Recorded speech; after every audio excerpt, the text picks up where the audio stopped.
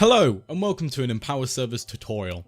In this tutorial, I'm going to show you how to install a data pack. First, you want to go to empowerservers.com, head to your server control panel, and then go and click Manage on your server. Next, you want to go to Management, File Management, and now we want to head to World, and then inside the world, you'll find Datapacks. Now, I'm assuming you've been shown this video because you already have a data pack which you'd like to install. So I've already downloaded one from off the internet. So I'm going to press upload. And then as you can see here, here is the data pack I want to install.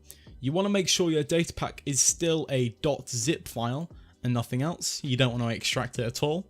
And you just want to click on that and press open.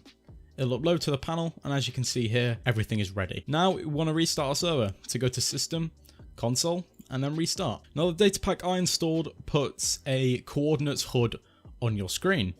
As you can see here, when the server is starting up, it's telling us that it's found a new data pack and it's containing the coordinates HUD.zip, and it's going to load it straight into the server. Now just to prove this works, I've already opened Minecraft. I'm going to go to the server. Now because every data pack is unique, sometimes the data packs will come with commands to enable them. In this case, my one does, and you'll be able to find information about your data pack from whatever site you downloaded on. Anyway, mine's chtoggle, and as you can see, the data pack is working fine, and we successfully installed it. Thank you very much for watching. If you require any more support, the fastest way to reach us will be via live chat, located in the bottom right corner of your screen at all times. Thank you for choosing Empower Servers.